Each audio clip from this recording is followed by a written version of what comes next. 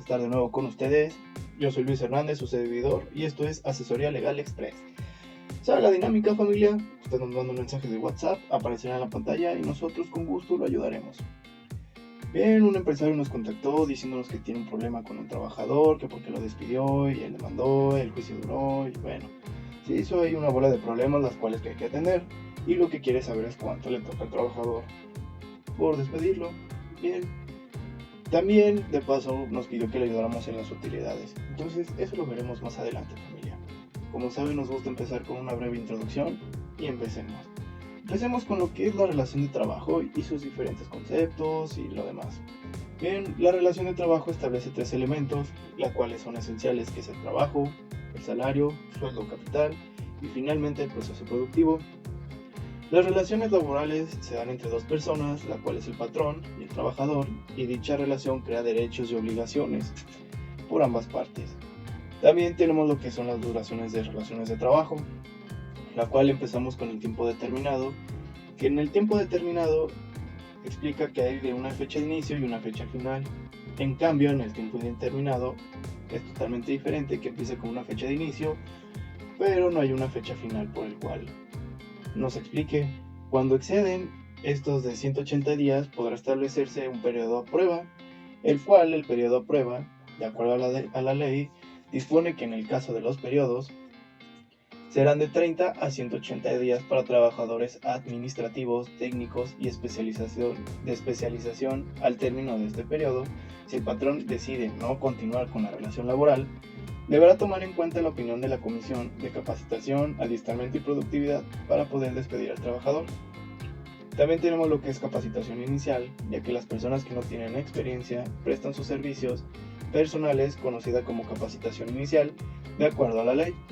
Se considera que hay una relación de trabajo, ya que por capacitación inicial un trabajador obliga a prestar sus servicios personales bajo la dirección y mando del patrón, con la finalidad de que el primero adquiera los conocimientos o habilidades necesarias para la actividad que vaya a ser contratado.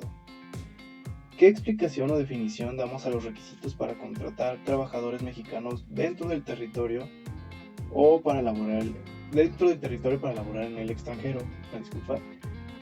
Bueno, empecemos con el contrato de territorio nacional y cuyo contrato de trabajo se rija por esta ley y se observará lo siguiente. También tenemos lo que es la definición y explicación de los requisitos para contratar trabajadores mexicanos dentro del territorio nacional y para laborar en el extranjero. Bien, contratados en territorio nacional y cuyo contrato de trabajo se rija por la ley, se observará lo siguiente. Los contratos en territorio nacional y cuyo contrato de trabajo se rija por esta ley, se observarán las condiciones de trabajo que se harán constar por escrito y contendrán estipulaciones, las cuales es indicar los gastos de repartición a cargo del empresario, las condiciones de vivienda que disfrutará el trabajador mediante arrendamiento o cualquier otra forma, la forma y condiciones en las que se otorgará al trabajador y de su familia en caso de atención médica correspondiente, los mecanismos para informar al trabajador acerca de las autoridades consulares a las cuales podrá acudir en el extranjero y de las autoridades del país a donde prestará los servicios. También el patrón tendrá que señalar en el contrato de trabajo el domicilio dentro de la República para todos los efectos que son legales. Y en el caso de los trabajadores mexicanos reclutados y seleccionados en México para un empleo concreto en el exterior de duración determinada, se atenderá a lo dispuesto, que en todo momento se tendrá que salvaguardar los derechos de los trabajadores conforme a las siguientes bases. Las condiciones generales para los mexicanos en el país receptor serán dignas e iguales que se les otorga a los trabajadores de aquel país, todos tal por igual con equidad. Al expedirse la visa o permiso del trabajador por la autoridad consular del país donde se prestará los servicios, y se entenderá que dicha autoridad tiene el conocimiento que se establecerá una relación de trabajo y un patrón determinado, lo que les estaba comentando, una relación entre patrón y trabajador. Las condiciones para la repartición, la vivienda y la seguridad social y las prestaciones determinantes en el acuerdo. El reclutamiento será organizado por la Secretaría de Trabajo y Previsión Social a través del Servicio Nacional, en coordinación con las autoridades estatales y municipales, y también contendrá mecanismos para informar al trabajador acerca de las actividades consulares, para poder acudir en el extranjero y poder prestar los servicios a fin de ejercer su acción legal. En el caso de trabajadores mexicanos reclutados y seleccionados en México para un empleo concreto en el exterior, serán colocados por entidades privadas. Se observará de manera siguiente: las agencias de colocación de los trabajadores deberán estar debidamente autorizadas y registradas. Las agencias trabajadores deberán cerciorarse de que la veracidad de las condiciones generales del trabajo se ofrecen, así como la vivienda, seguridad social, repartición, a los que estarán sujetos los trabajadores. Estas dichas condiciones deberán ser dignas y no implicar la discriminación en cualquier tipo. También que los trabajadores hayan realizado los dichos trámites que hemos estado mencionando, que es la expedición de visa y permiso de trabajo por la autoridad consular. Las agencias de colocación deberán informar a los trabajadores sobre la protección consular a la que tienen derecho y la ubicación de la embajada y consulados mexicanos con las autoridades competentes a las que podrá acudir para hacer valer sus derechos en el país destino. En los casos en que los trabajadores hayan sido engañados respecto a las condiciones de trabajo ofrecidas, las agencias de colocación de trabajadores serán responsables de sufragar los gastos de repartición respectivos. De relación de trabajo, una vez que ya un patrón y un trabajador ya no quieren tener esa relación, ¿cuáles son sus efectos y causales de inicio y de terminación? Pues bien, hay que conocer: la suspensión de trabajo es la cesación o terminación de los efectos legales de un contrato individual o colectivo por causas ajenas a la voluntad del trabajador o del patrón, sean personales o naturales. No desaparece la relación jurídica existente entre las partes, pues se reanuda una vez que las causales que la originaron permiten normalizar de los derechos y obligaciones contraídos por ellas.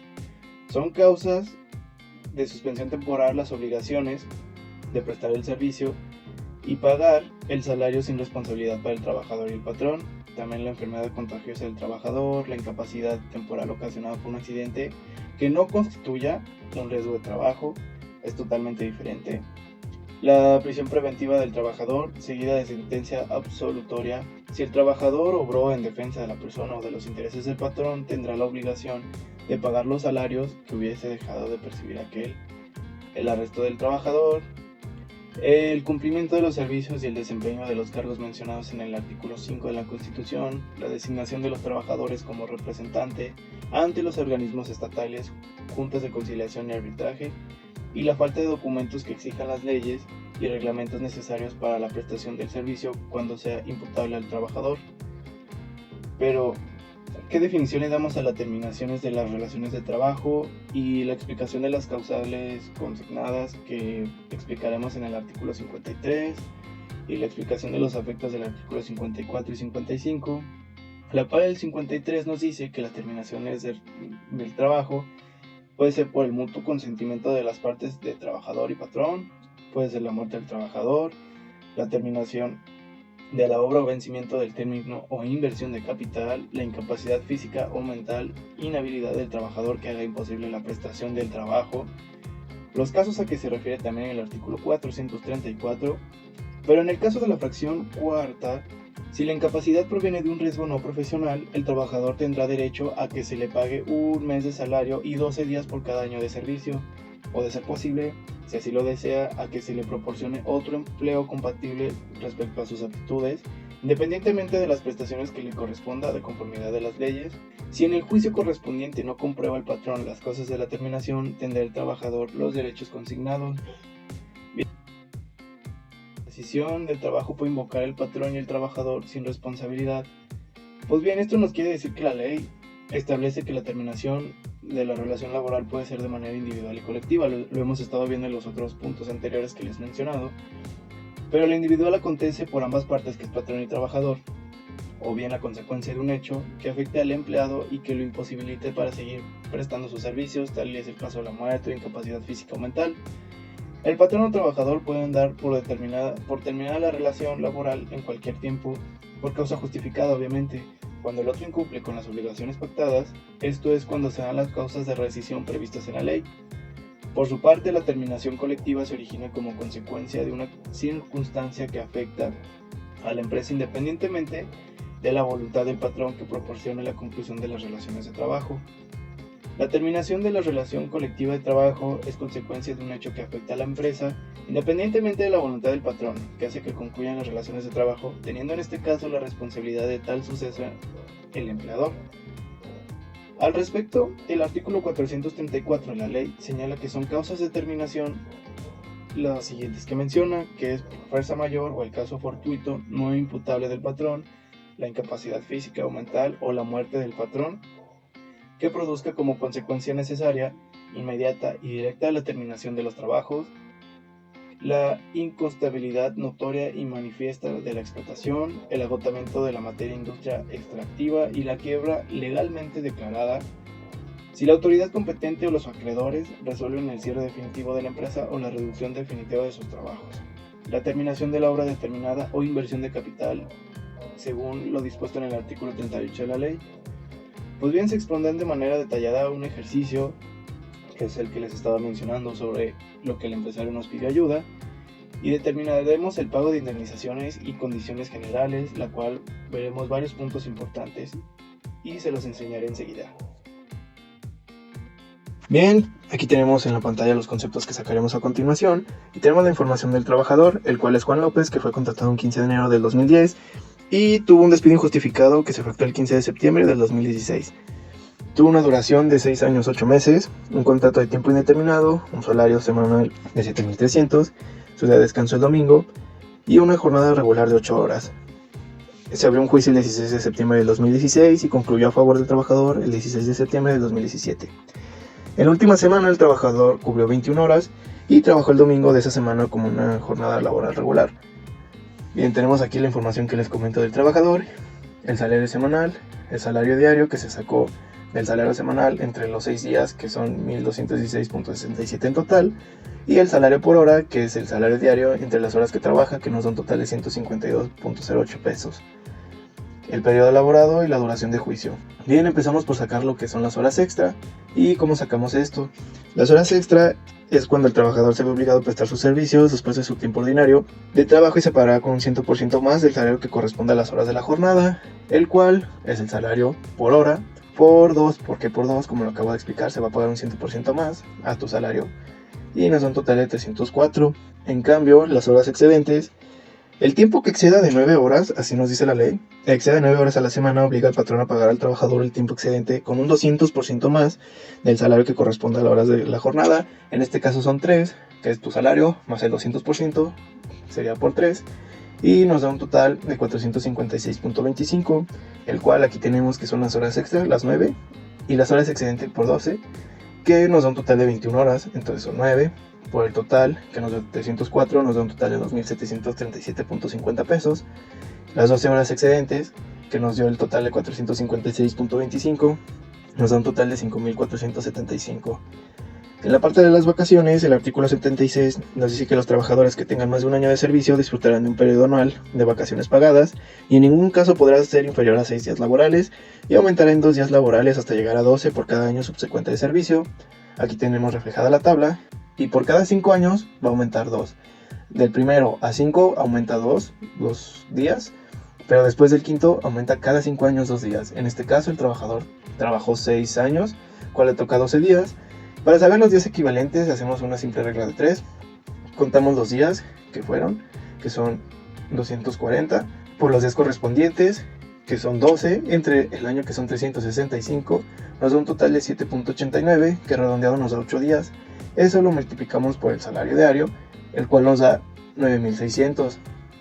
Que para la prima vacacional, el artículo 80 nos dice que los trabajadores tendrán derecho a una prima no menor de 25% sobre los salarios que le correspondan durante el periodo vacacional, que en este caso, como nos dice la ley, es un 25%, entonces lo que nos salió de las vacaciones, por el punto 25, nos da un total de 2.400 de prima vacacional. En la parte de domingo, los domingos se paga el doble, ya que trabajó como una jornada normal, entonces tenemos el salario diario por 2, porque trabajó el día domingo y se paga doble, nos da un total de 2.433.33 pesos. En la siguiente parte de la prima dominical, el artículo 71, nos dice que se procurará que el día de descanso semanal sea el domingo. Los trabajadores que presten el servicio un día domingo tendrán derecho a una prima adicional de un 25% por lo menos sobre el salario de los días ordinarios de trabajo. Y en este caso es el salario diario por el punto 25 que nos señala la ley y nos da un total de 304.17. En la parte de aguinaldo, en el aguinaldo los trabajadores tendrán derecho a este aguinaldo anual que deberá pagarse antes del día 20 de diciembre, equivalente a 15 días de salario por lo menos. Entonces tenemos el aguinaldo, que son los 240 días que se trabajó, que son los días correspondientes, que son 15, entre los 365, que es el año, nos da un total de días equivalentes de 9.86. Redondeados son 10 días, lo multiplicamos por lo que es el salario diario, nos da un total de 12,000 pesos de aguinaldo. En la parte de la prima de antigüedad, son los 6 años, por el año que son por meses, nos da un total de 72. En la base, nos da 141.70 por 2, nos da un total de 283.40. Este 141, ¿de dónde lo sacamos? Este 141 es el salario mínimo que se da en México. Una vez teniendo estos resultados, los multiplicamos y nos da un total de prima de antigüedad de 20.404.80. Enseguida tenemos lo que es la indemnización constitucional, el cual el artículo 48 dice que el trabajador podrá solicitar ante la autoridad o ante el tribunal, si no existe arreglo conciliario, que se le reinstale en el trabajo que desempeñaba o que se le indemnice por el importe de 3 meses de salario, a razón de que corresponda a la fecha en que realice el pago, observando previamente las disposiciones relativas del procedimiento. Entonces tenemos lo que es equivalente, los 3 meses son los 90 días, por el salario diario nos da un total de 109.500, pero como no se reinstaló, la indemnización por no reinstalación dice que la persona empleadora quedará eximida de la obligación de reinstalar a la persona trabajadora mediante el pago de las indemnizaciones que se determinan en el artículo 50, el cual son 20 días por año, trabajó 6, nos da un total de 120, lo multiplicamos por el salario diario y nos da un total de 146,000.